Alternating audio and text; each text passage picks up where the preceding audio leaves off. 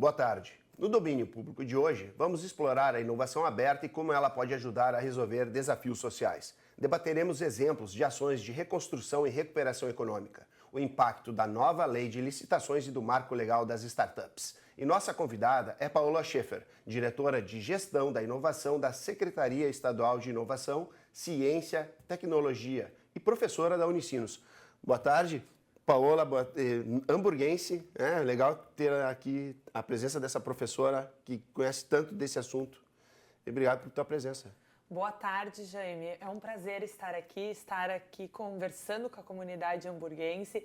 Eu que sou de Novo Hamburgo, então é um orgulho poder estar compartilhando um pouco dos meus conhecimentos e da minha experiência prática trabalhando na Secretaria de Inovação, Ciência e Tecnologia do Estado do Rio Grande do Sul. Paola, antes de mais nada, eu te conheci lá no GovTech.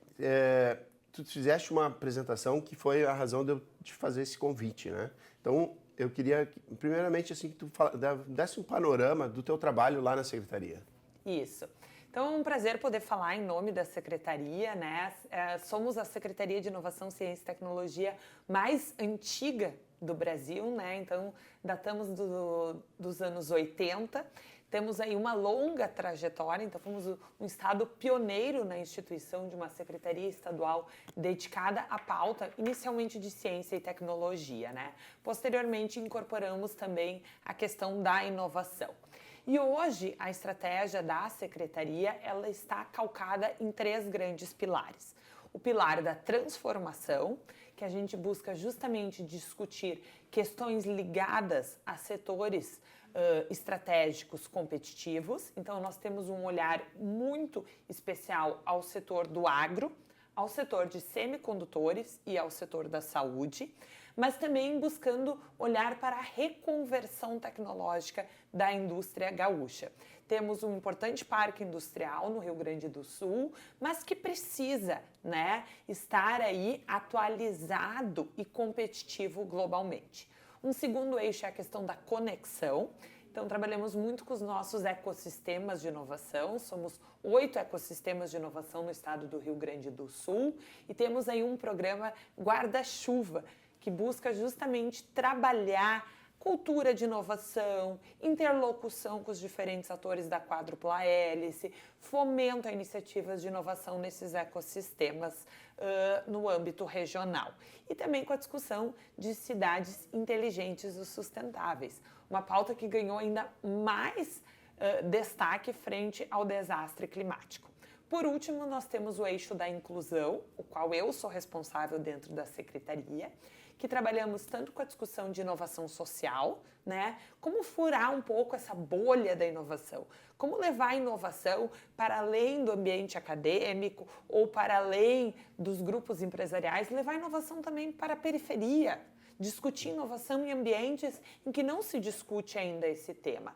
E a questão da inovação na educação.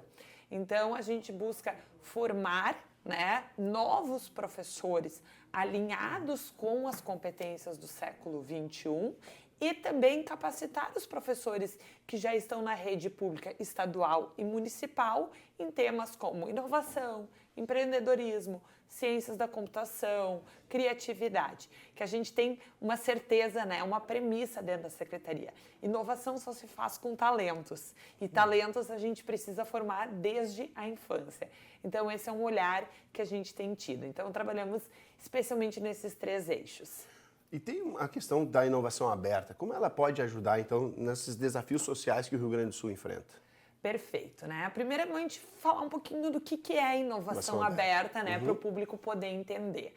Historicamente, se discutiu muito a questão da inovação fechada, né? Então, quem tinha interesse de trabalhar com inovação, a fazia de forma individualizada. Sejam elas empresas, seja o poder público, sejam instituições de pesquisa, né? Conduziam as suas atividades de pesquisa, de desenvolvimento tecnológico, muito de forma isolada, sem colaborar com outros atores. Progressivamente, o que a gente viu? Que aumentou a complexidade do conhecimento, né?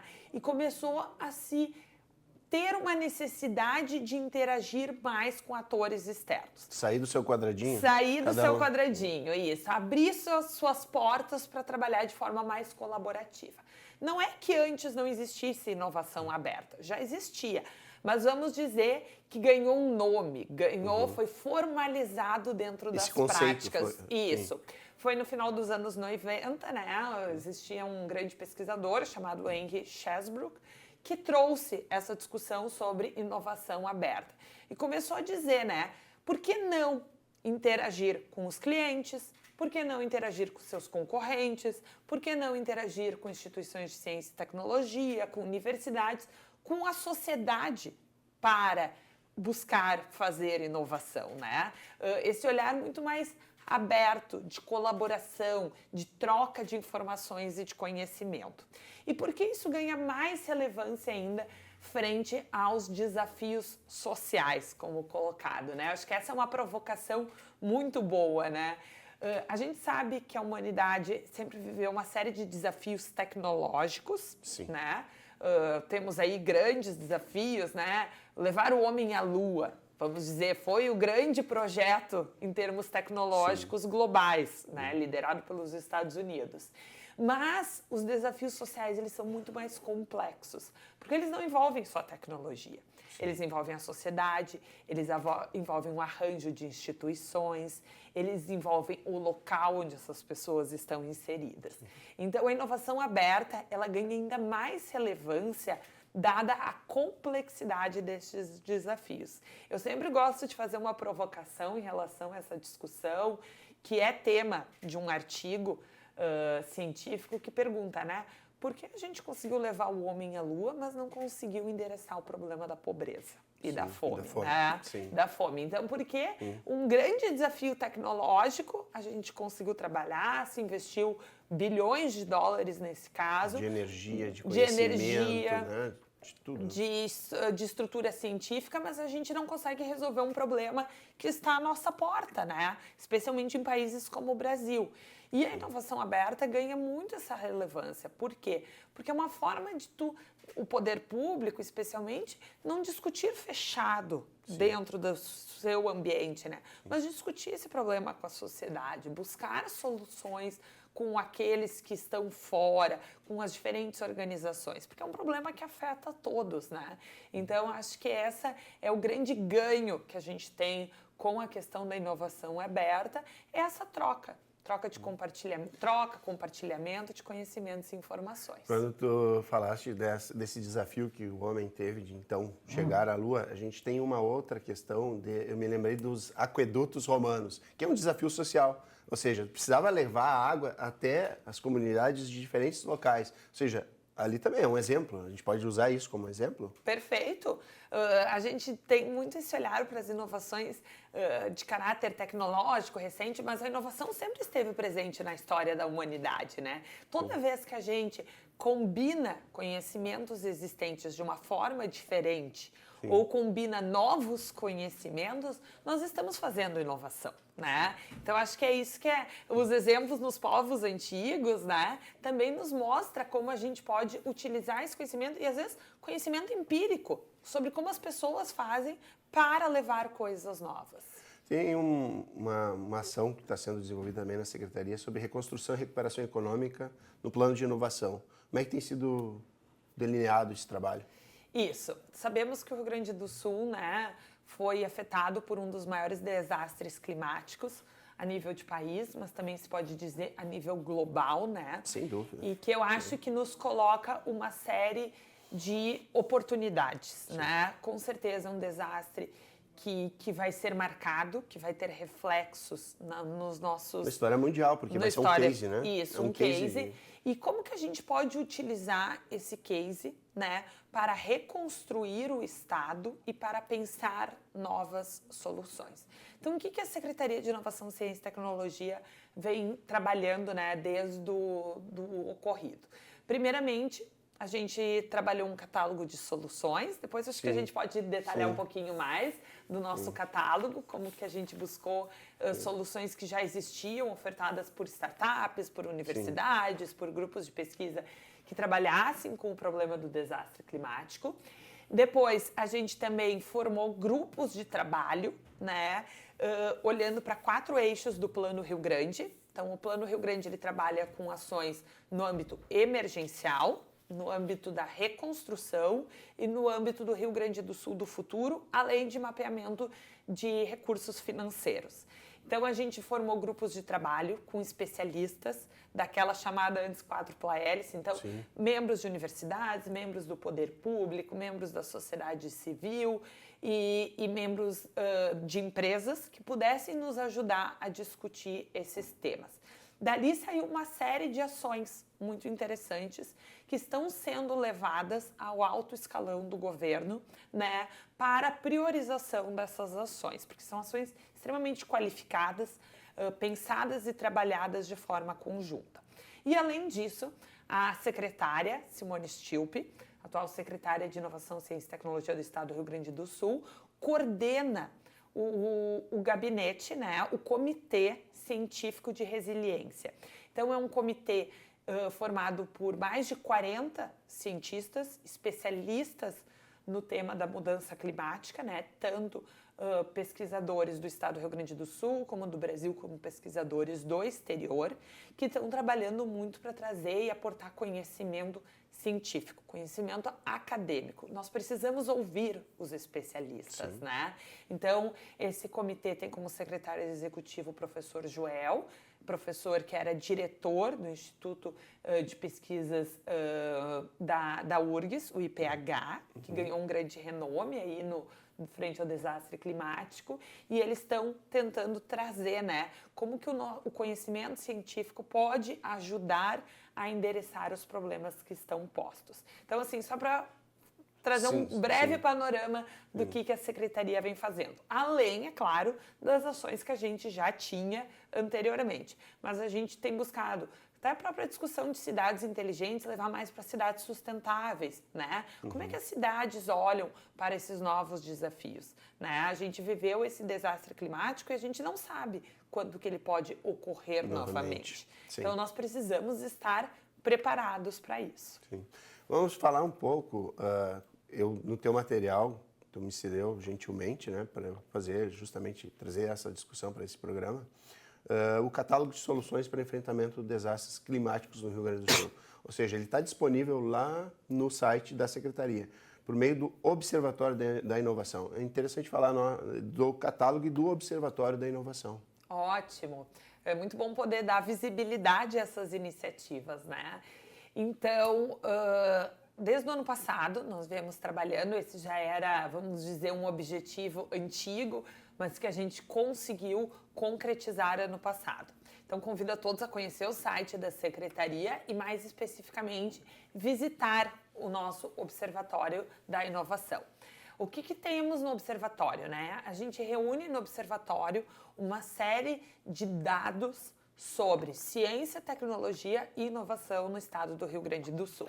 Então, lá é possível consultar informações de quantas empresas fazem inovação no Rio Grande do Sul, quantas empresas, em que tipo de inovação essas empresas estão investindo. É possível ver informações da própria Fundação de Amparo à Pesquisa do Estado do Rio Grande do Sul, quais são os projetos que estão sendo financiados de pesquisa, se esses projetos têm colaboração com outras instituições, o que está resultando desses projetos. Então, o Observatório é um importante repositório de dados, né? A gente cada vez mais, tanto como gestores públicos como gestores privados, tomar decisões baseadas em dados, né? Baseadas em evidências, informações. E testadas, né? Empiricamente também, algumas coisas já estão lá bem catalogadas. Né? Perfeito. Eu achei, é fantástico. Isso, então é um importante local de consulta.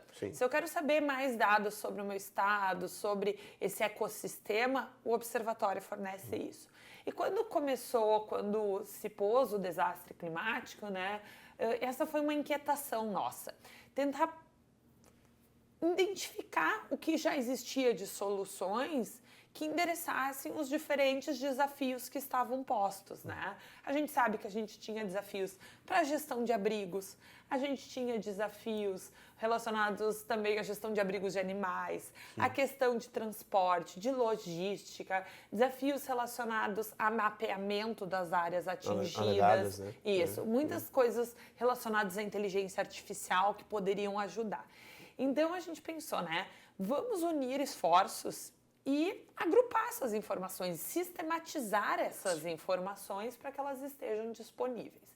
Então nós fizemos um esforço conjunto, né, entre a Secretaria de Inovação, Ciência e Tecnologia, a Regimp, que é a organização que reúne aí todos os parques científicos e tecnológicos do Rio Grande do Sul, além de outros ambientes, e o GovTech, né, que foi quem esteve aqui presente. Sim.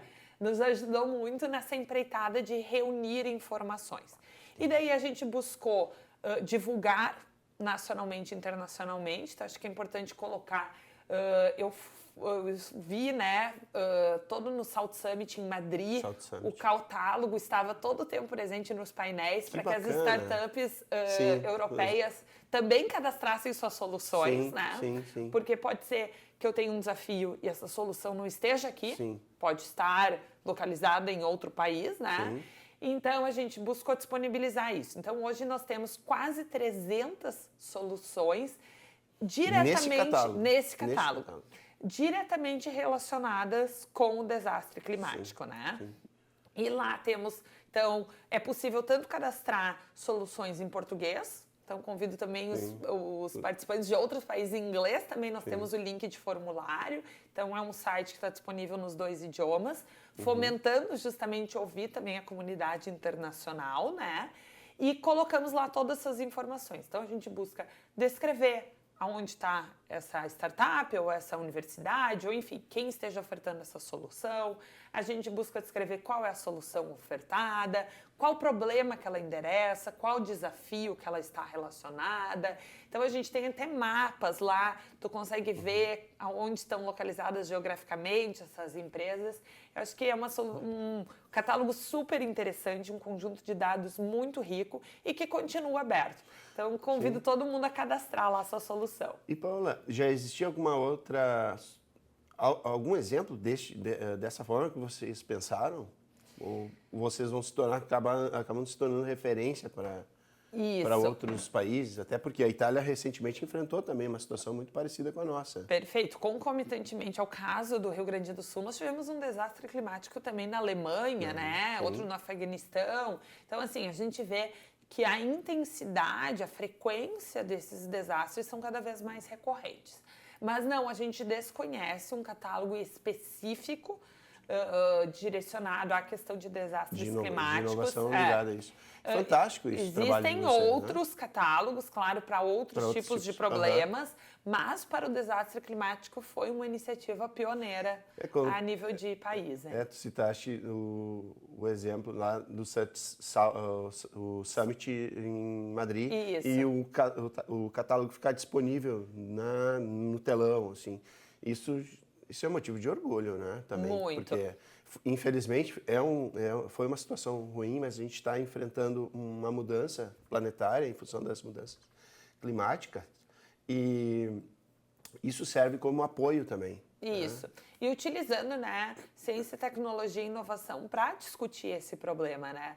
Então, lá no South Summit, se pôde observar que muitas empresas, mas em geral a população muito comovida com a situação do Rio Grande do Sul, né? E muito engajada. Então, no próprio site do South Summit, né, estava disponível o catálogo para cadastro, nos painéis do evento. Muito legal. Então, muitas pessoas conhecendo essa iniciativa e se voluntariando. Eu acho que uma coisa mais interessante ainda de comentar, né, é que lá nós questionávamos, né, a solução e muitas empresas colocavam: eu quero doar a minha solução.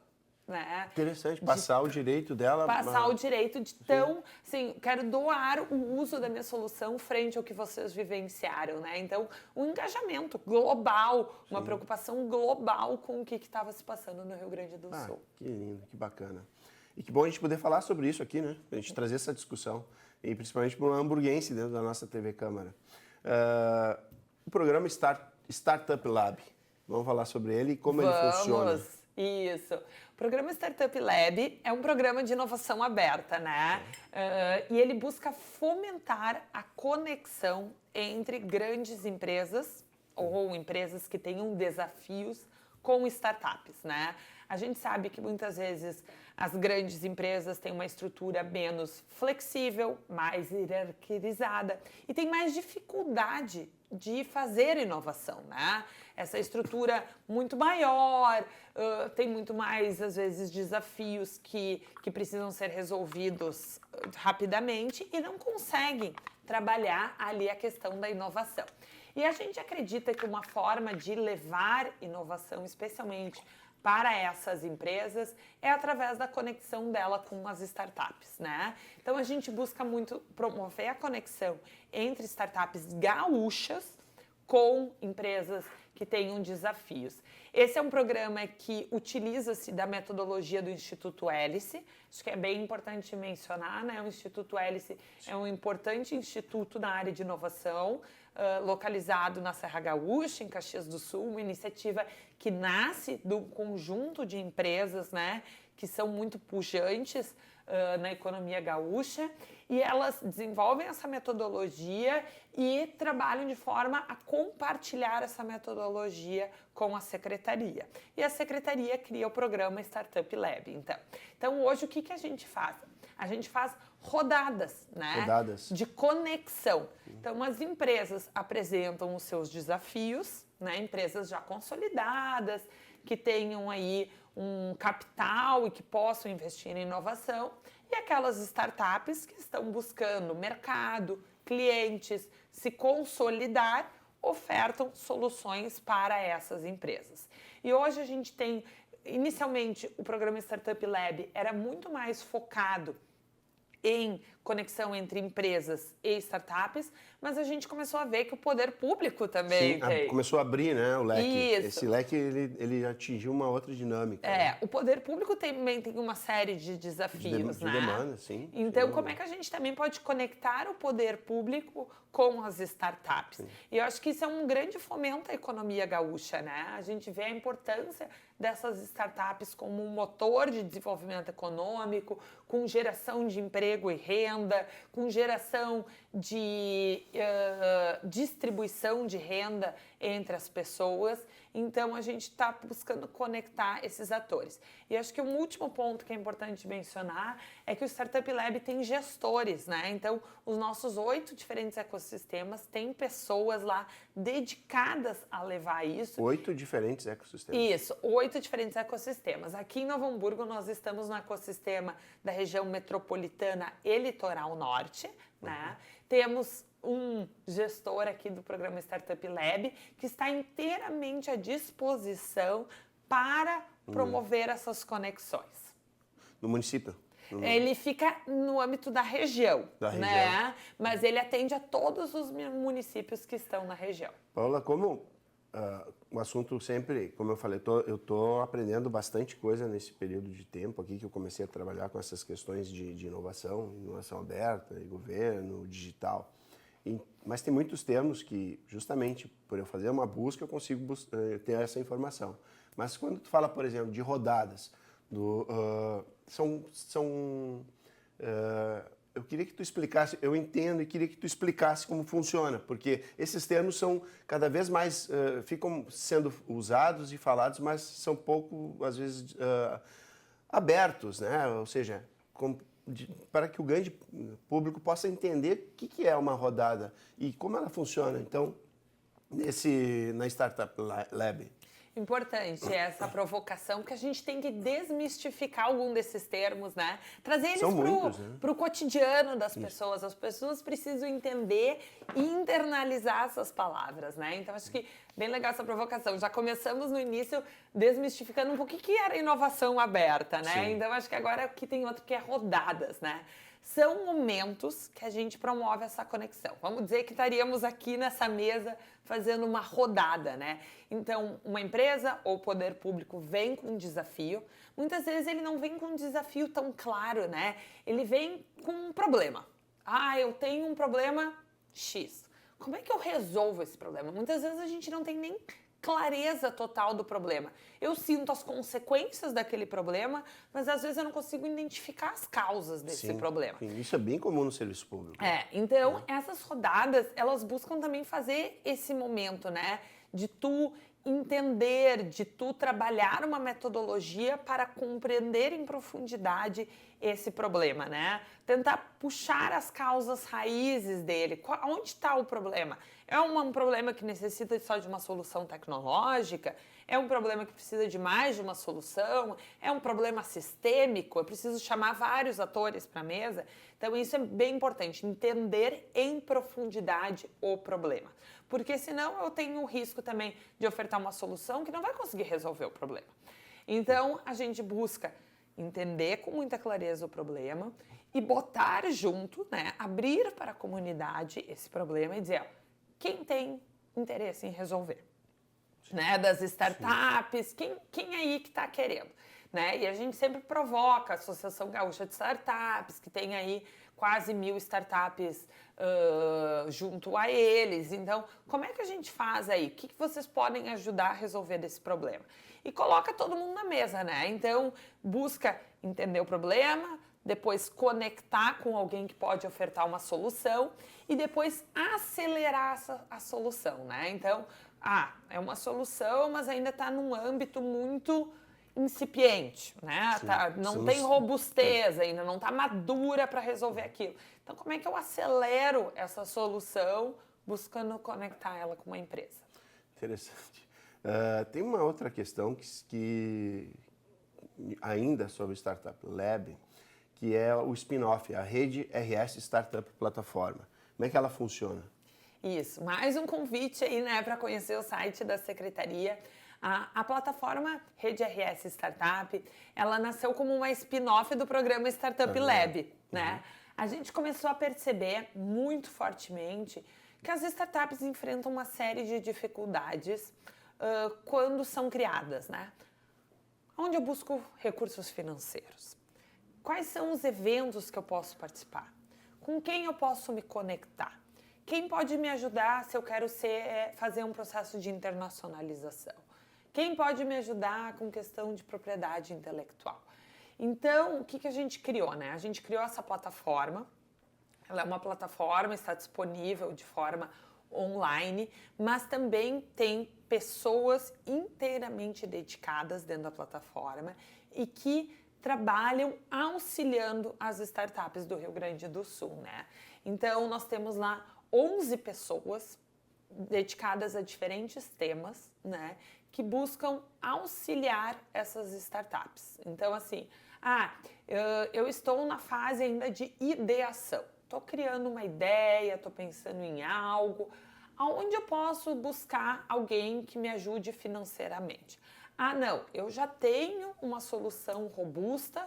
Aonde eu busco recursos financeiros, né? Como é que eu posso buscar recursos financeiros, sejam eles públicos, sejam de capital de risco, sejam os investidores anjos, aonde eu busco eles? Então, a plataforma ela tem um objetivo justamente de reunir informações e conhecimentos para auxiliar as startups gaúchas, né? Então, nós temos tanto a plataforma online, como essas pessoas aí que estão à disposição do ecossistema.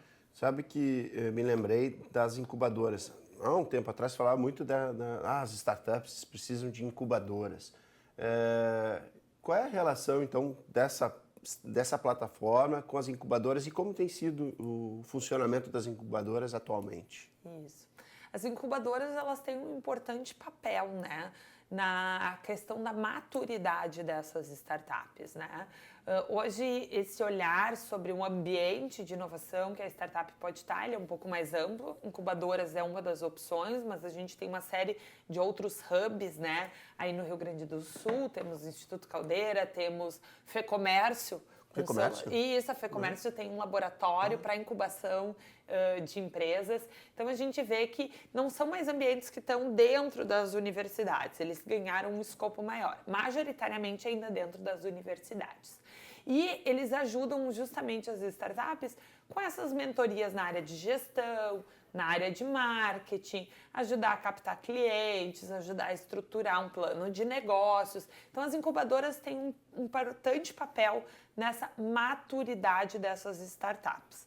Nem todas as startups passam por incubadoras, né? E a gente às vezes observa que algumas fragilidades nesses negócios poderiam ter sido supridos se tivesse sido trabalhado um processo de incubação.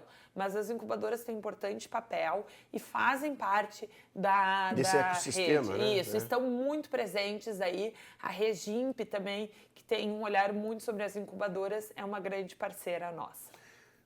Bom, a gente está falando de entidades, associações, tem todo um ecossistema que conhece toda essa linguagem. Agora, a gente está falando com a Secretaria, tu representa a Secretaria de Estado. Como é que é essa relação da Secretaria de Estado com municípios, por exemplo, municípios que não têm esse entendimento de inovação, às vezes o município é tão pequeno, como é que funciona e como é que vocês tentam vender essa ideia? Porque eu digo que é vender uma ideia, né? Perfeito. Como é que vocês fazem isso?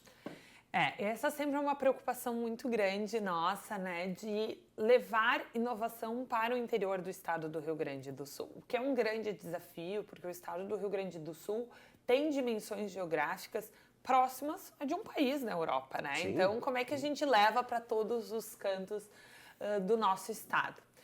E nós temos algumas fortalezas nesse sentido, né? Nós temos algumas forças. Por exemplo, nós temos universidades em todos os cantos do Rio Grande do Sul, então nós temos um sistema universitário extremamente capilarizado. Então, se formos em qualquer região do estado do Rio Grande do Sul, nós temos lá... Um grande polo, né, de conhecimento. Então, nós temos tanto ou universidades públicas ou universidades comunitárias, né, que é uma estrutura muito forte no Rio Grande do Sul.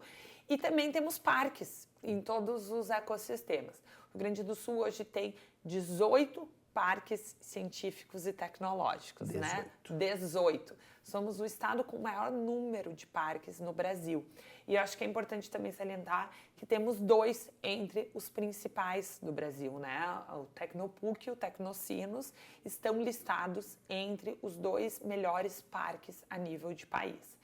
Mas, então, voltando à questão do interior, né? Como é que a gente faz para levar essa discussão para o interior? Isso foi uma questão que começou a nos preocupar lá em 2019, né? E daí foi que surgiu a grande ideia de trabalhar com ecossistemas. Era muito difícil trabalhar o estado do Rio Grande do Sul com vocações regionais tão diferentes de uma forma única, né? As questões das vocações da região aqui onde nós estamos, em Novo Hamburgo, são diferentes das vocações da região Vale do Vinhedo, né, por exemplo. Da região da Campanha, Sim. da região Noroeste Missões. Então, como é que a gente buscava endereçar isso?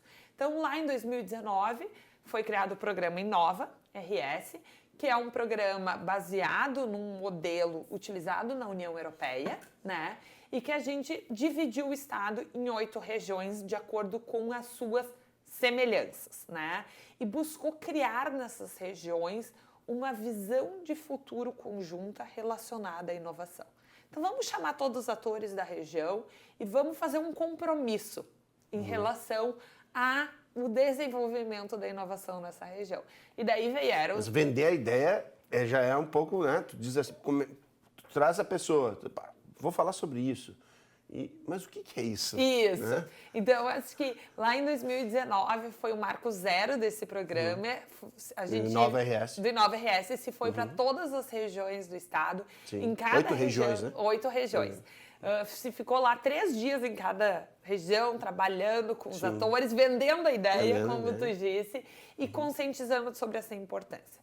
E sempre visitando essas regiões anualmente. E importante mencionar... vocês visitam anualmente, fazem esse reforço? Visitamos anualmente, sempre. Mas ano passado a gente fez o Rotas da Inovação. Rotas da Inovação. Rotas da Inovação. E a gente foi para essas 8 regiões, toda a comitiva da secretaria. Então, secretária, juntamente com todos os diretores, visitou as 8 regiões. E chamou todos os atores para reafirmar esse compromisso na inovação. Mas que bom, porque às vezes não é só não é só vender, é o compromisso de manter, né? De ser contínuo. Sim. E esse ano já estamos começando de novo, né? Já vamos aí percorrer as 8 regiões novamente. A gente brinca, é uma maratona da inovação, né? Porque, olha, no passado foram, se eu não me engano, 5.400 quilômetros que a gente fez. 5.400 quilômetros. Meu pai. Então, nós íamos para todos os cantos do Rio Grande do Sul. E muitas vezes não indo na principal cidade, né? Buscando levar essas discussões para outros locais. Vou citar um exemplo. Ano passado, região central, região de Santa Maria. Ano passado, a gente fez o evento com todos esses atores em Santa Maria. Esse ano, a gente fez em Santiago, que é uma cidade ali da região central, mas não é a principal cidade da região. Então, buscando já levar. Fizemos na região noroeste Missões. As principais cidades da região é Juiz, Santo Ângelo e Santa Rosa. A gente fez o evento em Horizontina. Interessante, porque isso é, uma, de certa forma, um acolhimento às pessoas dessas regiões que são um pouquinho menos centralizadas, elas acabam se sentindo valorizadas também. Perfeito. E como tu disse, levando para cidades menores, né? Levando essa discussão. Então, a gente busca muito trabalhar isso, a secretária brinca com a gente, né? Gastar a sola do sapato para levar o movimento da inovação para todos esses locais. E acho que é interessante mencionar que a gente sempre busca chamar, né, os gestores públicos para falar sobre o tema, buscar trazer as entidades, as próprias associações, as ACIOs, né, que representam aí o setor do comércio e de serviços. Então, a gente vai chamando diferentes atores e vai trabalhando nesse diálogo, nessa conversa, desmistificando esses termos. Porque o tema é bem difícil, assim, para quem é leigo tomar ciência disso. Mas é fundamental ter espaços de discussões, de apresentação, porque isso é o que está movendo a economia e que vai exigir cada vez mais de diversos atores que ainda nem participam, mas que tomem conhecimento do que está acontecendo. Isso, e venham integrar e venham a dar sustentabilidade a esses movimentos, né? Hoje ainda é um movimento que a gente puxa muito com o governo do estado, mas na ausência do governo do estado, a própria comunidade tem que ser dona desses projetos, se apropriar, né? Se apropriar, levar adiante. Então, é esse o nosso olhar. Paula, e como é feita a curadoria, por exemplo, né, para conectar os desafios das prefeituras? Como é que vocês catalogam, então, essas soluções? Isso.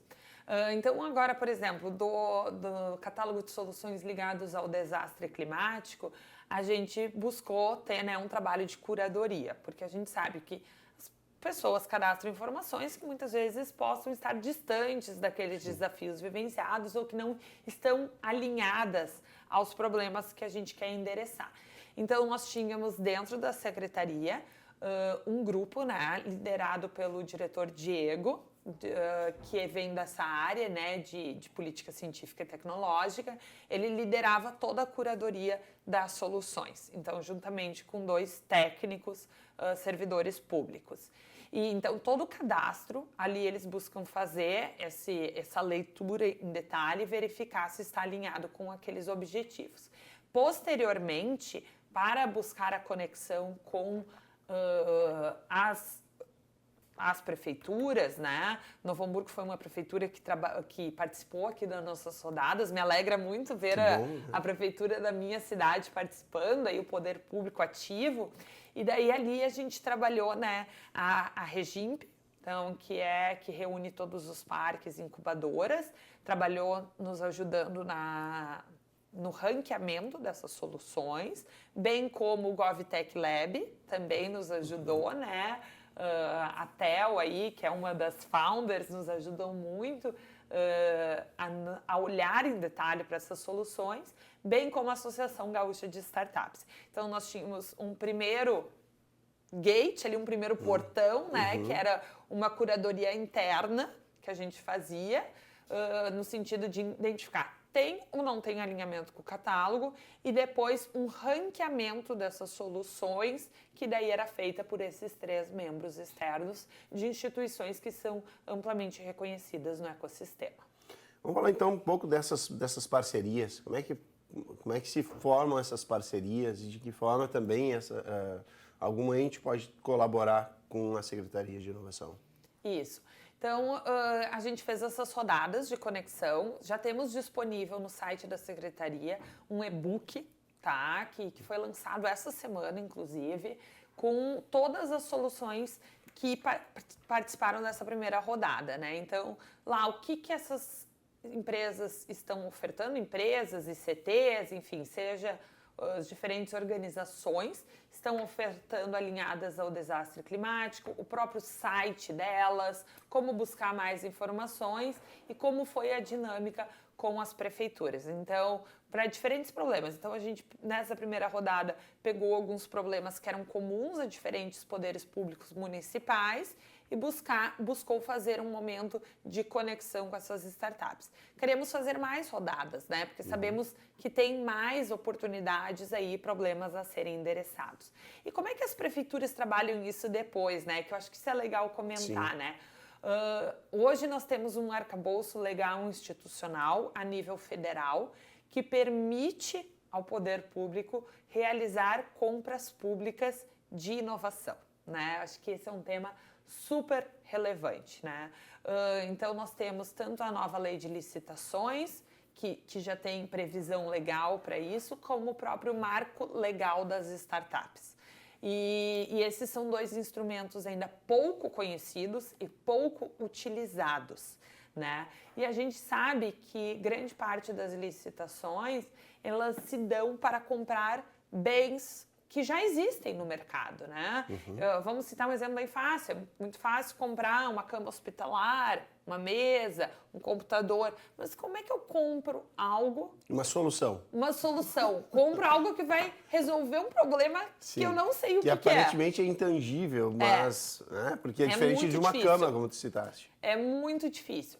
E, então, a gente tem uma previsão legal hoje para isso e pode ser muito mais utilizada. E, nesse sentido, também provoco os municípios a pensar sobre as suas próprias leis municipais de inovação. Esse é um outro apoio que nós temos buscado dar aos gestores no âmbito municipal. Então, explica um pouco essa plataforma de compras públicas para inovação CEPIM, do TCU, é isso? Isso aí. O Tribunal de Contas da União, né, fez um grande esforço de criação dessa plataforma. Porque a gente sabe que os gestores públicos têm receio de fazer uma compra pública de inovação devido ao alto risco, devido a grandes chances de não termos uma solução ali. Sim. No final, não conseguir resolver o problema. Sim. Então, assim, como é que eu, como gestor público, assumo um risco de algo que eu não sei realmente se vai acabar sendo solucionado, né? E o TCU, nesse sentido, buscando dar maior segurança aos gestores públicos, desde 2022 vem nesse movimento e cria, então, a plataforma CEPIM, de compras públicas para a inovação, né? E essa plataforma, ela ajuda a guiar o gestor público. Nós temos diferentes instrumentos jurídicos que podem ser utilizados para compras públicas de inovação. Vou citar alguns exemplos.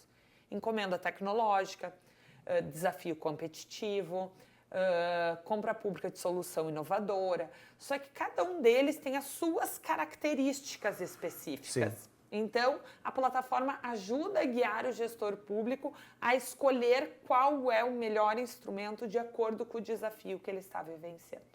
Muito legal.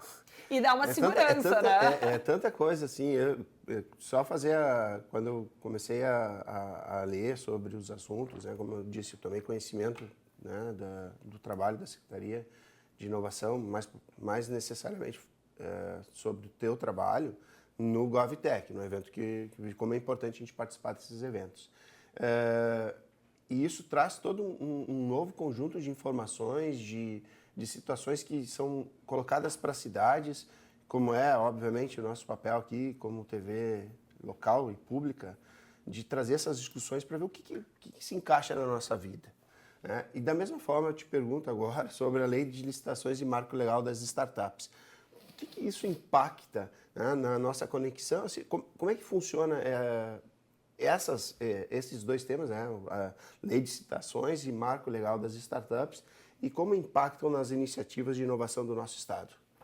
Isso. A lei de licitações anterior, né, ela era extremamente conservadora em relação ao processo licitatório. Isso, a 8666. É de 94, né? Isso. Então, tu via que ela não atendia mais, né? Vamos superar, pensar, né? Enquanto o mundo mudou, né? De 94 para... Claro, 30 sofreu anos. alterações, ela sofreu alterações, mas já não estava mais. Isso. Né? E ela não te permitia ter essa flexibilidade, né? Como uma compra, por exemplo, de inovação? Não permitia, não havia previsão legal para isso, né? Uhum. Então, a nova lei de licitações, ela vem justamente preencher essa lacuna, né? Vou citar aqui um exemplo que aconteceu na pandemia, que foi um caso de um governo que utilizou o marco legal das startups, que eu acho que torna bem tangível para quem nos assiste, né?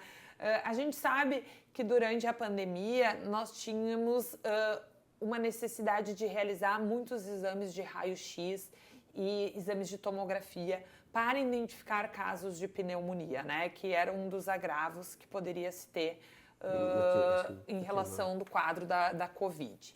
E não existia, infelizmente, corpo técnico qualificado para fazer laudos na velocidade e no volume que estava se exigindo, né?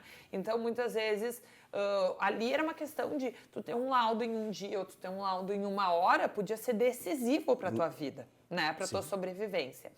E foi alvo de uma compra pública de solução inovadora, um desenvolvimento de uma startup que desenvolveu um processo de inteligência artificial que fazia o laudo em 10 segundos. Sim. Então, vocês imaginam isso. Isso antes do hype da inteligência artificial. Isso. Porque hoje virou hype em 2022. Isso. A gente está falando de 2020. 2020, isso aí.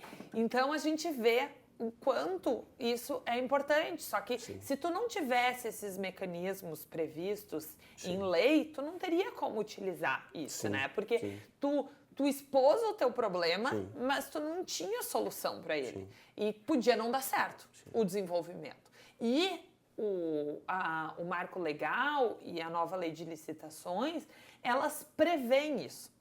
Pode acontecer de não dar certo. E não vamos penalizar o gestor público por isso, né? Está buscando uma solução. Está buscando uma solução, só que tudo que é inovação envolve risco, envolve incerteza, envolve chance de não dar certo. Então, assim... Como qualquer negócio. Como qualquer negócio. Deu muito certo, né? Então, hoje já se usa muito inteligência artificial para fins de laudos na área médica, né? E a gente sabe que isso vai crescer exponencialmente. Mas é um case aí de como que a gente conseguiu trabalhar um desafio, um grande desafio que estava posto e que não seria possível de ser discutido. Então, a nova lei de licitações e o marco legal, eles preveem isso, né? Por exemplo, até mesmo tu fazer um desafio competitivo, né? Duas empresas ao mesmo tempo desenvolvendo uma solução, né? E a que for melhor eu vou comprar. Então, olha que interessante, né? A que for melhor, eu não preciso decidir antes qual eu quero. Vou deixar vocês desenvolver e a que for melhor vai ganhar. Então, é justamente nesse sentido que a gente tem grandes avanços aí. Que legal. Outra coisa, como é que tem sido o teu trabalho junto ao Unicinos, como aí na tua função de professora? Isso, eu sou professora da Escola de Gestão e Negócios, mais especificamente do programa de pós-graduação em Gestão e Negócios, né, mestrado e doutorado profissional, e me alegra muito ter essa dupla função, né? Eu fiz meu doutorado em Política Científica e Tecnológica na Universidade Estadual de Campinas e diferentemente de ser pesquisadora ou ser só professora, eu tenho a oportunidade de sentar na cadeira de gestora pública, né? A gente vê outros desafios, descobre outros problemas a serem endereçados pela pesquisa.